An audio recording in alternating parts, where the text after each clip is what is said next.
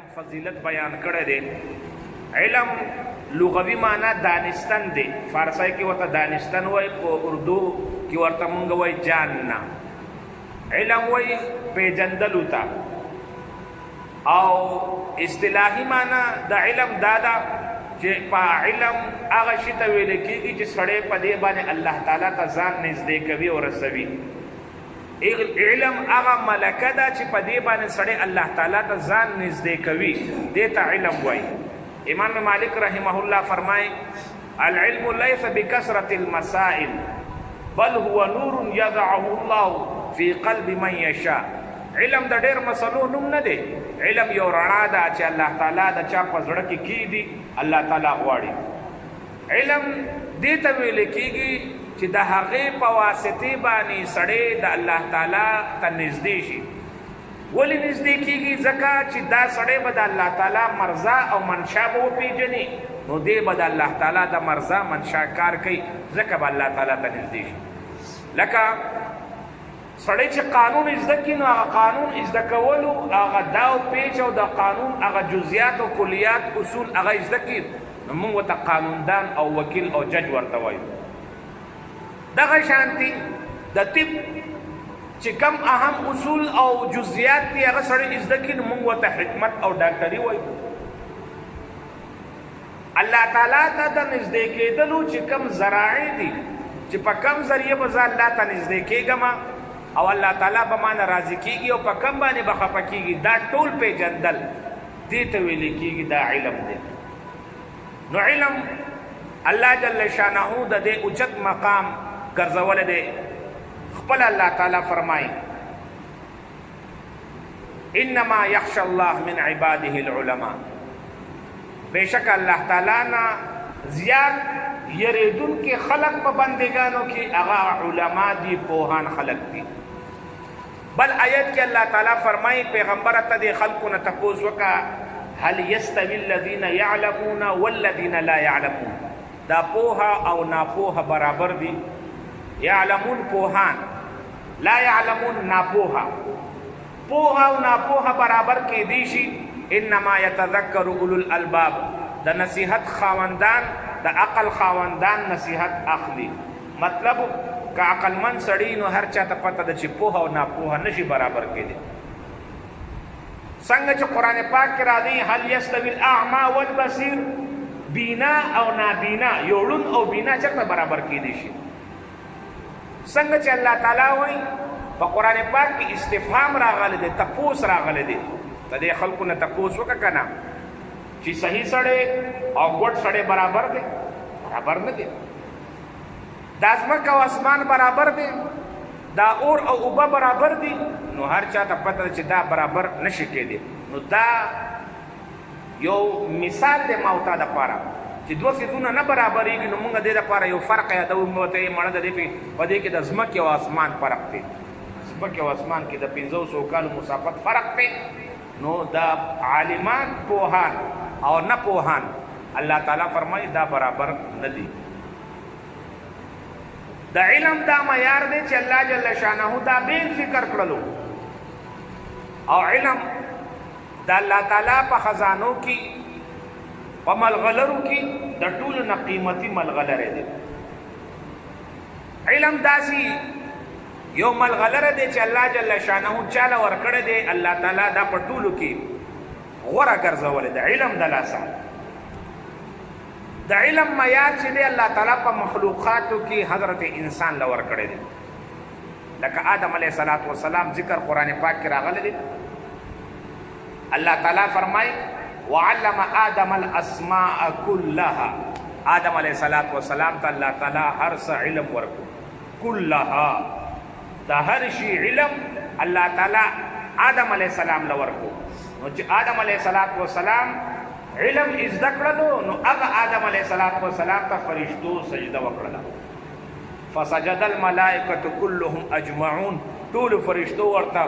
په یو ټیم کې ټول فرشتې براخ کته د آسمانونو ټول په یو ټیم کې سجده وکړله. اوس فرشتو دا خبره وکړله چې الله موږ آدم علیه السلام ته ولې سجده وکړو؟ موږ خو ستا تسبیح او تقدیس بیانو عبادت مونږ کوو. الله تعالی وتو فرمایل یو شارټ کټ جواب ورکو یو تفصیلی انی اعلم ما لا تعلم تاسو نه پوهیږئ زه پوهیږم. او بیا الله تعالی یو میدان کې خودو میدان دا فضیلت په وشي چې څوک پکې غوره دی. الله تعالی آدم علیه السلام ته وې فرشتو ته چې دا څه شی دی؟ ناغوی سبحانک لا علم لنا مونږ له خود دې شي معلوم نه دی. تا چې کوم علم را کړی دی په هغې مطابق پوهېږو مونږ ته نه دی پته چې دا څه شی دی. الله تعالی آدم علیه السلام ته دا څه شی دی؟ آدم علیه السلام د څیزونو نوم بیان کړل، نومونه یې بیان کړل چې دا دی دا دی دا دی. هغوی وایي چې بلکل آدم علیه السلام له الله تعالی د علم صفت ورکړی دی. آسان مثال دنګ مفسرین بیانوي. دنګ شیخ صاحب فرمایل لکه پړی دی رسۍ ده دا به چې وکتو آدم علیه السلام هغه خپل اندازه ولګوله چې دی کوهي کې ما ته د اوبو ضرورت دی نو دا اوبه ته خو زه ښکته کوزېدی نه شم. دې له یو اسانه طریقه پکار ده یو لوښی کوزول پکار دی. لوښی خو داسې کوزولی نه شم دې له یو رسۍ پکار ده. نو رسۍ باندې لوښی وتړه لوښی ښکته لکه بوقه مونږ ښکته کړله چې دا برابره کړله او دا غټ لوښی دی دا چې خولې ته نیسې دا مناسب نه دی. دې دپاره بیا وړوکې لوښی د ګیلاس د جسي ضرورت دی. آدم علیه السلام ته د دې څیزونو ضرورت و د اوبو ضرورت ورته و پېژندلو چې دا څه شی دی. فرشتو ته خو د خوراک څښاک ضرورت نه و که نه نو هغه په دې لوښو څه پېژندل. نو د یو شي الله تعالی تپوس وکړو په میدان کې د آدم علیه السلام علم ښکاره شولو چې آدم علیه السلام عالم سړی دی نبی دی پیغمبر دی. نو الله تعالی د آدم علیه السلام فضیلت فرشتو مخې ته هغه داسې ښه ښکاره کړلو. نو زموږ پلار نکاح جناب آدم علیه السلام هغه الله تعالی د علم په ښایست سره د علم په کالو زیور سره الله تعالی آراسته کړو او الله تعالی را لېږلی دی. آدم علیه السلام ته که فرشتو سجده کړې ده د دې وجه هغه علم دی چې الله تعالی وله علم ورکړی دی. پیغمبران لکه الله تعالی یو مقام ورکړی دی نو د عبادت د وجې نه دی عمل د وجې نه دی علم د وجې نه دی. یو علم دی او یو عمل دی. علم صحیح وي عمل به صحیح وي. علم قابل وي عمل به مقبول وي. علم چې ښه وي عمل به ښه وي. علم غلط وي عمل به هم غلط وي. یو کس دی هغه منډه وهي ولې ازمری دی. ازمری نه منډه وهل څه بده خبره نه ده ټیک دی. انسان کمزور دی ازمری زورور دی نو سړی د ازمري نه منډه والی شي دا بده خبر نه ده. مار یې ولې منډه وایي مار دی غټ مار دی منډه وواله دا څه د ګناه خبر نه ده. طبیعي تقاضا ده د انسان چې داسې شي نه سړی یریږي دا جایز دی دا سړی د ځان ساتي. لیکن تا ورته وروره د ازمری کم دی او دې درته وویې دا دی او تا چې وکتو نو ازمری چې دی په دیوال باندې هغه تصویر جوړو د مار تصویر جوړو یا چا یو نقلي غونته کې جوسه جوړه کړې وه د ازمري او د مار نو تا به ورته وروره د ازمري نه مار نه منډه وهل خو جایز دی بده خبر نه ده. لیکن دا ته چې د کم نه منډه وهې نو دا غلطه خبره ده ځکه دا هغه ازمری نه دی دا خو نقلي دی دا خو یو تصویر دی دا خو یو بیجان دی.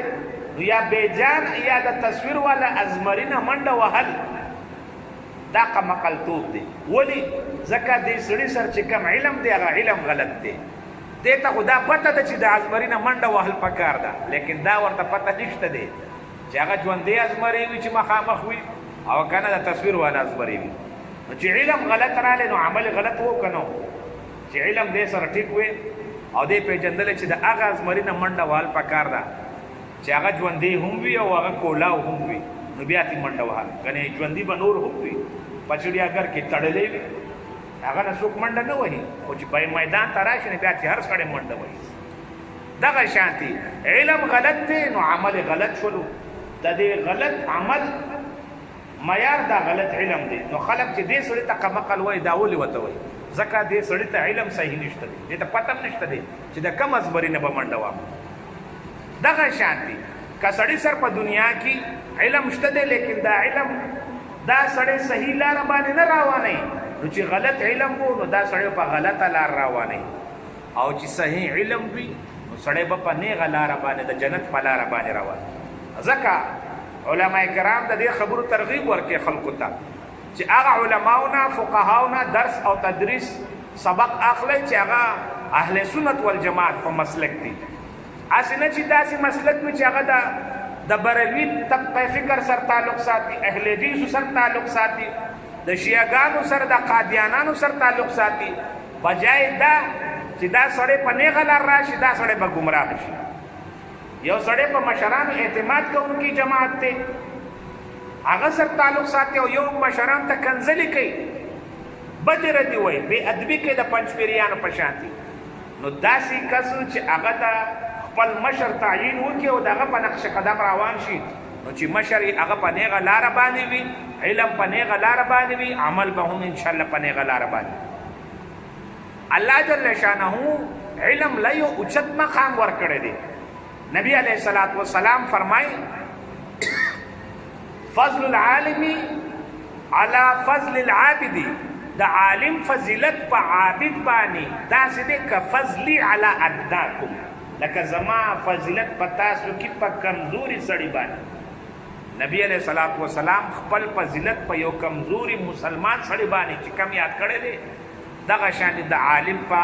عابد په عبادت گزار باندې یعنی هغه عابد چې هغه سره معمولی علم دی د خپل فرایض او تعلق ساتي نو یو سړی صرف د فرایض او واجبات او علم دی ور سره او عبادت کې مشغول دی او یو جید عالم دی د دې جید عالم د دې عابد باندې دومره فضیلت دی نبی علیہ السلام خپل فرمایي چې زما په تاسو کې په یو کس باندې کمزورې ادناکم مطلب تاسو کې کمزورې کس باندې زما چې کوم فضیلت دی نو نبی علیہ السلام خو د پیغمبرانو امام دی نبی علیہ السلام د پیغمبرانو امام دی او بیا نبی علیہ السلام ادناکم کومګه عام مسلمان نالو بلکې عام صحابي واخلو کمزورې صحابي کمزورې مطلب دا دی چې په صحابو کې اخرنه درجه دا غوي نو که هغه یاد کې نو چرته نبی علیہ الصلوۃ والسلام او چرته یو ادنا درجه صحابي دا څومره اوچت مقام دا یو روایت دی دا څه ګڼ روایت دي چې نبی علیہ الصلوۃ والسلام د عالم او د عابد فضیلت بیان کړي بلکې حدیث کې راځي قلیل العلم خیر من کثیر العبادت لږ علم د ډیر عبادت نه غوره دی لږ علم د ډیر عبادت نه غوره دی بل روایت کې الله جل شانه نبی علیہ الصلوۃ والسلام فرمای نبی علیہ السلام فرمای چې لږ علم دا غوره دی د عبادت نه نو دې نه پته ولګېدلو چې علم زده کول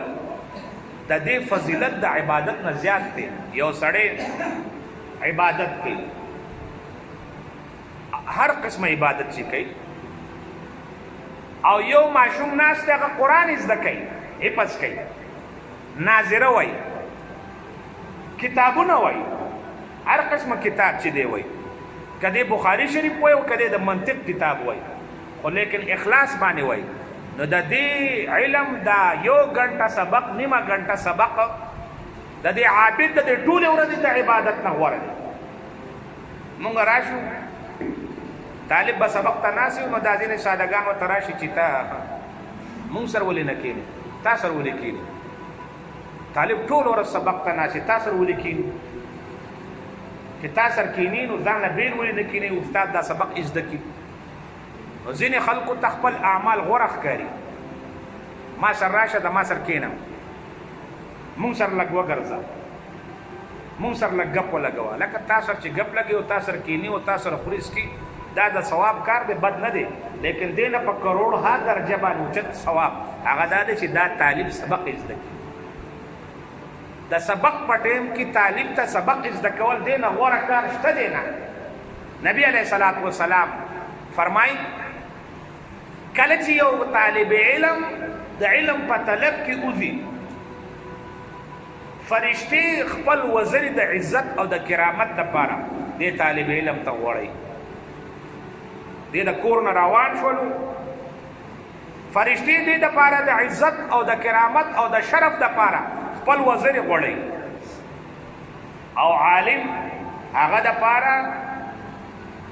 په اوبو کې میان هم بخانه غواړي استغفار کوي او په سوړو کې میګیان ورله هم دواګانې کوي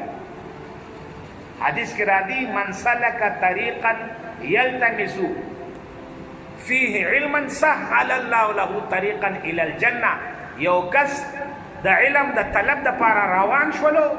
نو الله تعالی به دې کس د پاره د جنت لار آسان کی روان شولو مطلب دا دی چې دې د خپل کور اوتلو نږدې لاړې لري لاړې هر چاته لاړې دا د علم په تک کې وتل دا د جنت لارې ځان له کوله وهل ځکه طالب علم د الله تعالی په لاره کې که هر څومره مودوي لږه مودوي ډېره مودوي دا کس د الله تعالی په لاره کې دی مونږ دې ته مهمان خدا مهمان رسول ولې وایو دا د الله د رسول مهلمانه دي ولې دوی د هغه په لاره کې روان علم داسې فضیلت دی چې د علم د وجې نه الله جل شانه د سړي مقام اوچتوي د پیغمبرانو مقام د علم د وجې نه اوچت دی دا یاد ساتئ د عمل د وجې نه نه د علم د وجې نه پیغمبر له الله تعالی هغه علم ورکړي چې هغه په دنیا کې د بل چا سر نشته دی ولې د علم معیار دا زړه دی او عقل دی زړه او عقل دی لیکن دا عقل چې دی دا مغلوبه کېدی شي عقل مغلوبه کېدی شي پاتې کېدی شي ولې عقل د غصې د لاسه د خفګان د لاسه د خوشحالۍ د لاسه د ولږې د لاسه د خوب د لاسه دا ډیمیج کېږي نه مغلوبه کېږي نه ډېر به پوهه سړی یاره مازغه مې کار نه کوي ولې خفه یم مازغه مې کار نه کوي خوشحاله یم کارونه مې ډېر دي وږی شوی یم ستړی شوی یم خوب راځي ستا د عقل خدا حال دی چې هغه خو مغلوبه کېږي چې پتا باندې لږ سخته راشي په خېټه دې دړ شي نو ستا عقل کار نه کوي ځکه علماو ته هم دا مسله ده چې لاره کوڅه باندې د مسلې جواب مه ورکوئ ځینې خو په لاره بس معمولي تپوس دی دونه معمولي تپوس ولیو په ناسته به دې رانه تپوس کړو دونه په دې لاره باندې تپوس کړو چې مسله یو مسله بیا پرایویټ وي او شرعي وي بیا دې دپاره یو مجلس پکار دی او که بیخي ساده مسلې نو څه مسله نشته د خو ځینې داسې وي چې هغه واقع د کتلو او د ویلو وي نو څنګه استادانو به ورته فرمایل چې تاسو نه که څوک تپوس کوي د اهمې مسلې نو تاسو به په داسې اوقاتو کې مسلې جواب مه ورکوئ چې سړی ډېر وږي د سړي ډېره تادي سړی ډېر ستړی سړی په خېټه دړ وي سړی ډېر خفه وي ډېر خوشحاله وي ډېر قار وي نو فتوا جواب مه ورکوئ ځکه ستا عقل به مغلوب وي مسله به ګډوډوي دا عقل مغلوبه کېدی شي نو ځکه ستا علم ناقص دی د انسان خپل علم ناقص دی لیکن انسان ته کامل علم د الله تعالی طرف نه د وحی په صورت کې راځي هغه چرته هم نشي ډیمیج کېدی نبی علیہ الصلوۃ والسلام به ودو نو د نبی علیہ السلام خوب بسنګو نبی علیہ الصلوۃ والسلام به صرف سترګې پټي وي لکه موږ آسی آرام کوو کنه او سړی وای چې لکه یو ډډه لګوم نو آسی سترګې پټي کی ودنه نو جی مستلک ټیم دی نه ودنه ما آسی سترګې پټي کړي مطلب ایخ یما خو آسی لګ آرام واړه نو د پیغمبر خوب به دغه شان دی تش سترګې به پټې کړلې او آرام زړه به بیدار و بالکل به بیدار و ولې بیدار و سټیم هم وحی نازلې دی شي او وحی به ډایرکټ په دې زړه به نازلې ده نو زړه به ډایرکټ بیدار و تیار به ناسو نو د پیغمبر باندې چې کوم وحی نازلې ده هغه به هر وخت کې د نازلې دلو امکان وو تر دې پورې چې نبی علیہ السلام به د خپل بیبي سره بیبي عائشه رضی الله تعالی عنها سره نبی علیہ الصلوۃ والسلام به یو زملاسو هغه ټیم کې بم د وحی نازل دلو احتمال او نازل شوه د داسې ټیم کې وای اوس چې دا وحی په نبی علیہ الصلوۃ والسلام باندې هر ټیم نازل دی شي نو وحی په پیغمبر نازل شول نو ځکه د پیغمبر علم هغه کامل دی اوچت دی د عام انسانانو په نسبت باندې نو وحی دا علم د ټولو نه اوچت علم دی نو پیغمبر لکه الله تعالی درجه ورکړي ده د کمال نو دا کمال درجه د علم نه ناشي شوی دی عمل نه دی ناشي شوی ځکه چې پیغمبران تاسو ګورئ پیغمبرانو به ډېر عبادتونه کړي وي لیکن کمی کړي دي کم مطلب دا دی د خپل امت په نسبت باندې د پیغمبر عبادت لږ دی ځکه نبی علیه الصلاۃ والسلام ټوله شپه قرآن نه دی ختم کړی ځکه قرآن خو پوره نازل نه و نبی علیه السلام د ورځې زر زر رکعاته نفلونه نه دي کړي لیکن امتیان تاسو وګورئ امام زین العابدین د ورځې به زر زر رکعاته کول داسې صحابه کرام اولیاء دي چې د ټوله شپه به نفلونه کول د ماسخوتن د مونځ نه واخله تر سهار مونځ به دا په یو چردام به او په دې ټول ټیم کې به قرآن هم ختم شو د امام ابو حنیفه غونته کې خلک به په رمضان کې شپېته ختمونه به یې کول هم به د شپې هم به د سهار د ورځې نو امتي عبادت خو سیوا شو که نه د امتي د عبادت معیار سیوا دی لکه روایت کې راځي بني اسرائیل کې داسې کس هم و چې الله تعالی والا 1000 سال ژوند ورکړی په دې 1000 سال ژوند کې دې باقاعده ټوله شپه به نفلونه کول روژې به یې نیولې او د ورځې به جهاد کولو اوس د دې د عبادت ته به سړی پسخېږي نه اوس پیغمبر چې هر پیغمبر دی هغه دومره عبادت نه دی کړی لیکن الله تعالی ولا درجه بیا هم زیاته ورکړې ده ولې ځکه کمال علم ولا الله تعالی ورکړی علم ولا الله تعالی ډېر ورکړی دی هغه ډېر علم د وجې نه لږ عبادت هم هغه آسمان ته رسېدونکی دی ځکه روایت کې راځي چې د عالم خوب د عابد د عبادت نه غوره دی چې د عالم خوب د عابد د عبادت نه غوره دی نو کمثل سړی خو د ټول ژوند نه غوره دی د عبادت ګزار سړی د عبادت خبره کوو نو چې یو سړی د عبادت په نوم نه پوهېږي چې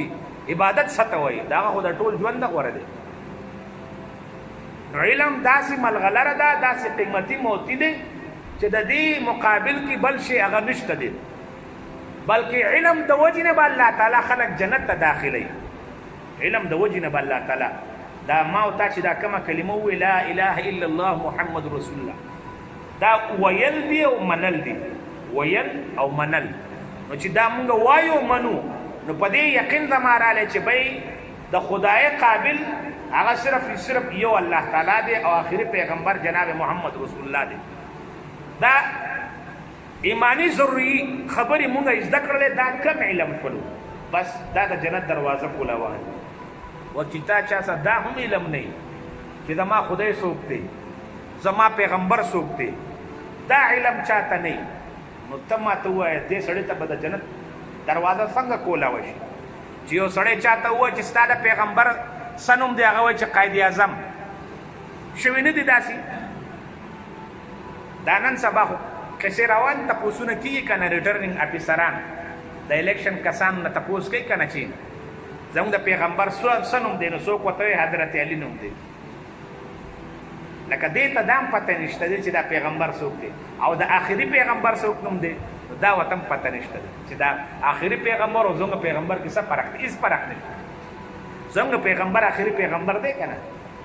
اوس دا جواب هم دی نو اوس ته ماته دا ووایه هغه به ستا د قوم مشر هم جوړېږي پتا به فیصلې هم نافظ کوي او اسلامیات به هم تا لپاره هغه منظوروي چې هغه له چاله خپله د پیغمبر نوم نه ورځي او به تاله اسلامیات منظوروي خبره په دې باندې کومه علم انتهایی کامل شی دی علم چې راشي نو الله تعالی عمل قبلوي آسان مثال دی آسان مثال در کومه چا چې ډېر سبقونه ویلي وي په دې دنیا کې د هغه ډېر سبقونو کمال دا دی چې دې ته حکومت یو ښکلې نوکري ورکړي وي لکه مونږ ته آسانه خبره کې چیف جسټس وایي چې دی به ډېر قابل وي نو ځکه د چیف جسټس دی نو د دې دا منټ هم دومره قیمتي دی چې دی په لږ ټایم کې ډېرې غټې فیصلې کوي نو د دې تنخواه به هم د ټول نه سې وایي نو که یو سړی راپاسې دیاړي مار دا شی نه منم دا انصاف نه منم دا څنګه انصاف دی زه 8 غنټې ډیوټي کوم او دی راځي 2 غنټې ډیوټي کوي دی له 15 لکه روپۍ 6 لکه روپۍ تنخواه ورکوي زما دیاړي چې دی هغه 600 روپۍ ده دا ولي نو که یو سړی راپاسې دا اواز اوچت کړي چې موږ ورته چې بالکل تا د انصاف خبره وکړه هلکه دا سړی چې دومره غټه تنخواه اخلي دا خو دې وجې نه اخلي چې دی خواري کړې ده دې څه زده کړي دي په دې خرچه کړې ده په دې پوهه حاصله کړې ده نو که هغه دا کار کوي او ته دا کار ستا او د هغه په کار کې ځکه فرق دی تا سره هغه کمال نشته دی که یو ډاکټر دی د سکول استاد دی او یو سړی راپاسي چې یاره دا څنګه چل دی 6 غنټې ما هم کار کړی دی او 6 غنټې دې هم کار کړی دی دې له حکومت ولې دونه تنخواه ورکوي ما له ولې نه راکوي نو هغه ته به ووایي چې وروره تا په دې کې ډېر غټ فرق دی هغه فرق دغه دی چې تا سره هغه علم پوهه نشته دی کم چې دې سره دی، تا سره هغه تجربه نشته کم چې دې سره دی. نو دغه شان دی عالم سره د خپل علم مطابق چې دې سره علم وي، نو کدی لږ عبادت کوي نو الله تعالی ولا اجر او ثواب انتهایی زیات ورکوي. کدی لږ هم کار کوي عبادت وته ډیر الله تعالی اجر او ثواب ورکوي. دا ضروري نه ده چې هغه به خامخا هغه شان ستا په شان وکړو. خدای څومره چې ګوړه ډیره وي نو وای شربت خوږ وي، داسې مې اورېدلي دي. نو ابله خبر ده، خو الله تعالی مقام چې ورکړی دی د علم د وجې نه ورکړی. جناب حضرت یوسف علیه السلام ډېر ښکلی خوږ پیغمبر، په هغه باندې څومره ازمیښت راغلل د حسن د وجې نه، د ښایست د وجې نه. هغه پیغمبر د وړوکوالي نه د خپل کور نه جدا شوی دی او په ازمیښتو کې پروت دی. هغه د حسن د وجې نه دی د پلار نه جدا شولو، وروڼو نه جدا شولو، کوی ته لاړلی. هغه کوی نه راواغستلی شولو، لاړلی د مصر په بازارونو کې خرڅ شولو. د مصر په بازارونو کې چې خرڅ شولو بیا راواغستلو، نو بیا جیل ته لاړلی. چې جیل نه راووتلو بیا جیل ته لاړلی. لیکن چې د علم مقام را پیدا شولو، یوسف علیه السلام و چې د خوبونو تعبیر هم کولی شمه، مسلې هم ښودلی شمه، نو د جیل نه راووتلو او ځان سره ودرولو چې دلته حکومت سنبالوه. قال اجعلني على خزائن الارض اني حفیظ علیم. حضرت یوسف علیه السلام وته ما وزیر خزانه جوړ کا، ما سره پوهه ډېره شته دی، عالم یم، او بل دا دی حفاظت به هم کوم ستا د حکومت د مال. هغه وزیر خزانه کو. بادشاہ چې مړ شولو هغه یوسف علیه السلام بیا بادشاہ. دا کمال دا د علم د وجې نه د جیلونو نه د کویانو نه هغه کس راووتلو او په تخت ته ورسېدلو. او چې دنیاوي مسله وه چې هغه حسن و، نو هغه د وجې نه کم ازمیښتو کې پروت، تهمتونه پرې ولګېدل. لیکن علم د وجې نه الله تعالی ولا مقام ورکړو. یوسف علیه حضرت موسی علیه السلام جلیل القدر پیغمبر دی، صاحب تورات دی، صاحب صحف دی. الله تعالی ولا هم صحیفې ورکړي دي، هم تورات غونته کې عظیم کتاب ورکړی دی. موسی علیه السلام ته تقریر وکړو، تقریر ډېر ښایسته وکړو. خلکو ته یې وویل چې